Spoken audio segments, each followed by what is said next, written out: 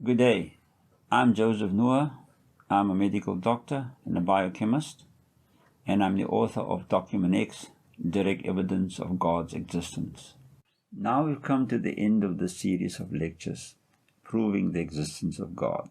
You will recall in the first lecture, I promised to provide the evidence that God exists, and I defined God as a being possessing the qualities of perfection, supremacy, omniscience, and omnipotence.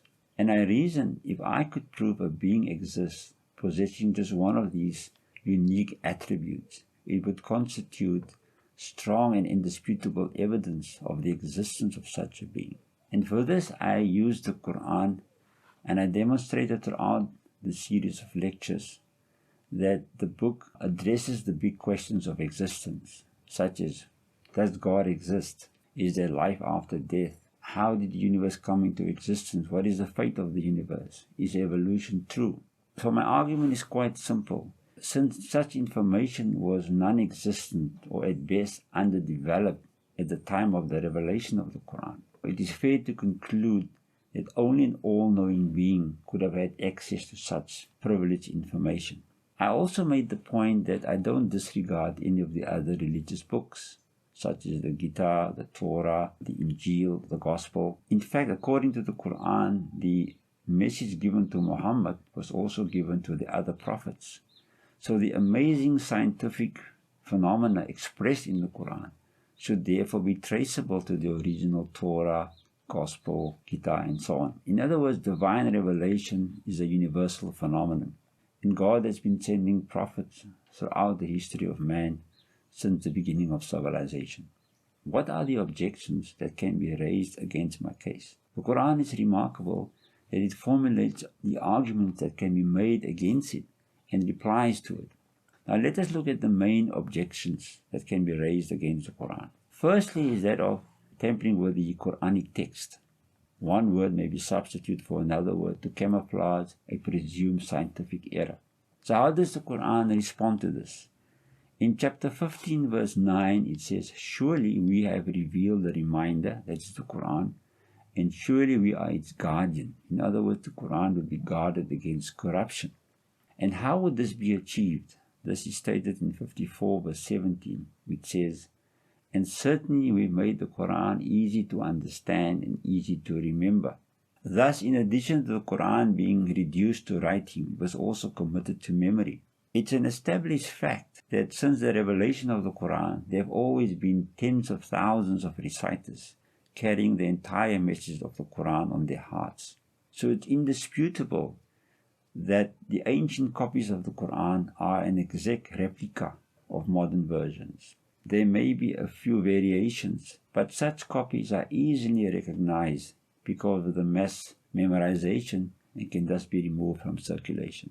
The second argument that can be raised against the Quran is that of manipulation.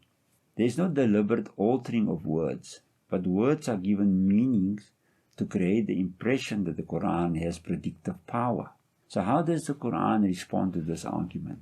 The Quran emphasized in several verses the importance of the Arabic language. And in chapter 18 verse 1 it says, blessed is he who revealed the book to his servant and allowed their innocuousness to obscure its meaning. These verses draw our attention to the importance of the Arabic language in the Quran and the way the Quran was formulated. So what it tells us, if there is a disagreement concerning the translation of a particular verse, we have the luxury of consulting the original Arabic text and so sort out the disagreement. The second reason why the Quran was revealed in Arabic is because of the uniqueness of the Arabic language. Now this is a separate topic which requires another discussion, but I'm going to emphasize a few important points. The words in Arabic have comprehensive meanings, yet they are precise. The words can accommodate new meanings as science advances. So it's the ideal medium for expressing fresh scientific truths. The second reason why Arabic is important is because of the fact that it's based on a unique fixed root system, and this guarantees authoritative and original meanings. Unlike any other language, the classical Arabic Quranic language has remained intact for centuries. Now, how was this achieved? I'm going to give you two reasons. The first one is that more than 90% of the Arabic roots are triliterals. They consist of 3 letters only.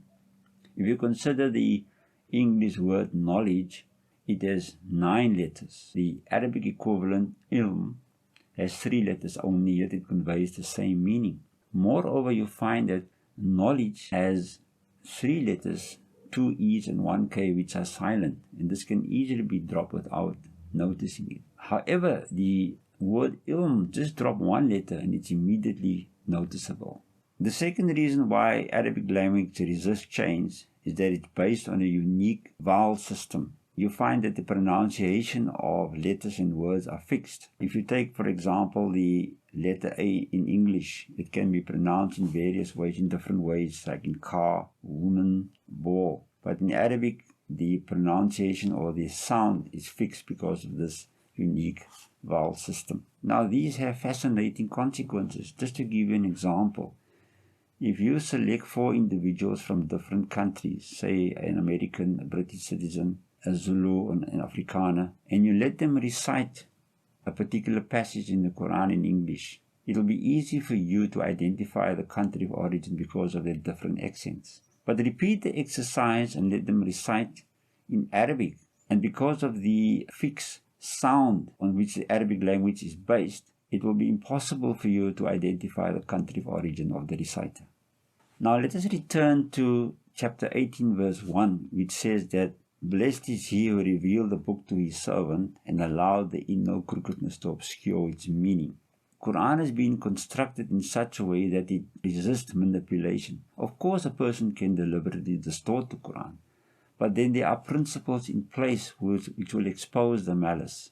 What is characteristic of the Quran is that a particular subject is invariably discussed in various sections of the Quran. So if you attach a wrong meaning to a particular verse, it will create difficulties. So if you make a wrong translation, you find that it will contradict principles laid down elsewhere. And this will compel you to re-evaluate your translation. And once you've made the correct translation, it will blend in with the other verses. The other protective measure against any form of manipulation is stated in chapter 3 verse 7. This verse lays down the fundamental principle how the Quran should be studied and interpreted. But I've discussed this before. The third line of attack is against the recipient of the Quran, and that is Muhammad. The skeptics accuse Muhammad of fabricating the Quran and falsely ascribe it to divine revelation. The author of the Quran instructs Muhammad to reply in the following manner. Say, tell them in other words, a whole lifetime I have dwelt amongst you. Will you not then use your reason? This is stated in 10 verse 16. So Muhammad was well known to his community. He was respected for his noble qualities, for his sublime morals, so much so that he earned the title of the Al-Amin being, which means he was known as the truthful one. So the point the Quran is making is this, that how do you, the deniers of Muhammad's claim, which you yourself bear witness as to his truthfulness, how do you reconcile your previous conviction based on a lifetime experience that Muhammad was incapable of telling a lie, with your present contention that he fabricated the Quran and therefore lied? This was inconsistent with reality. The fourth objection that can be raised is an attempt to advance a natural explanation for the ultra-modern truth expressed in the Quran. Realizing that Muhammad was uneducated and that he couldn't have composed the Quran, they changed their tactics now. Maybe he was assisted by non-Arabs whom he presumably met on his trading journey. And the Quran sums up their objection in the following verse, chapter 25, verse 4, which says, and the skeptics say, this Quran is nothing but an invention, a lie fabricated by Muhammad, assisted by others. Now, modern critics argue along similar lines. They claim that Muhammad was influenced by Greek scientists and Jewish culture. But this is a fallacy because the truth expressed in the Quran was unknown or at best underdeveloped even at the height of Greek civilization. And the same can be said about Jewish culture. The author of the Quran tells Muhammad to respond in the following way.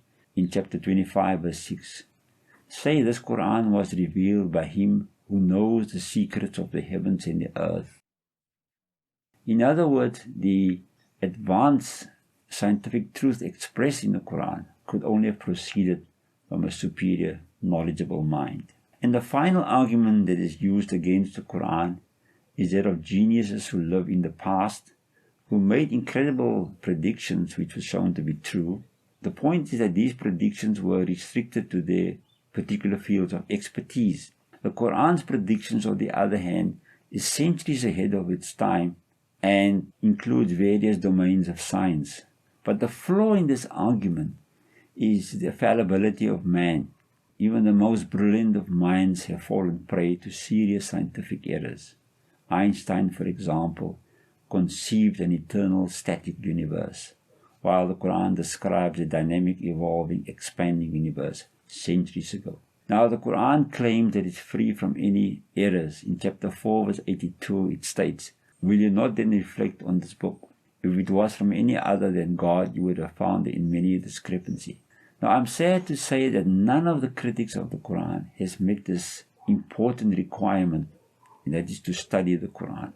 To demonstrate my point, allow me to quote from a book written by Richard Dawkins, who is an internationally well-known atheist. The book is entitled The Magic of Reality. Here's a copy of the book. Now let me read from this book. On page 96 it states, "In fact, unsurprisingly, the stories in holy books don't contain any more information." The holy books, of course, include the Quran. "Contain any more information about the world than was known to the primitive peoples who first started telling them. If these holy books really were written or dictated or inspired by all-knowing gods, don't you think it's odd that those gods said nothing about any of these important and useful things?" So evidently, Richard Dawkins is not aware of the contents of the Quran, or is intellectually dishonest. It's difficult to arrive at any other conclusion. So judging by the arguments advanced against the Quran, it doesn't have any substance. The Quran draws this conclusion such as would call God's messages in question without any evidence. Now, before I conclude this subject, I just want to make 3 important points. Firstly is the concept of vestigiality. This refers to organs which have become redundant. Now, earlier I spoke about pseudogenes, genes that have lost their function. And these genes are analogous to vestigial organs.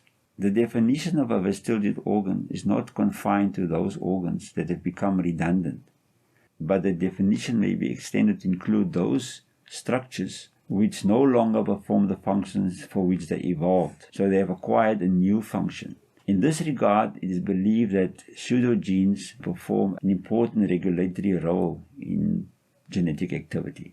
Nevertheless, evolution offers the best explanation of pseudogenes and vestigial structures, and certainly not scientific creationism. The second point I want to make is that I presented powerful genetic evidence of our relationship with the chimpanzee. If you still find this unacceptable, I advise that you have your own DNA sequenced. If you observe chromosome number 2, you will find there the fusion site which I discussed earlier. For me, this is the fingerprint of God that verifies our common heritage. Finally, the third point I want to raise is that often I'm accused of giving lectures in science and not focusing on the Quran and Islam. But this reveals a lack of understanding of Islam and the Quran. Science is an integral part of Islam. Science is about reality, it concerns reality, and the Quran is about reality. In fact, the Quran uses science, as I've demonstrated throughout the series, as evidence of its divine origin. Now, to conclude, considering all the relevant facts and weighing up the evidence, there remains only one inescapable conclusion, that the Quran could not have emanated from a human mind, but is the product of a divine intelligence. God therefore exists.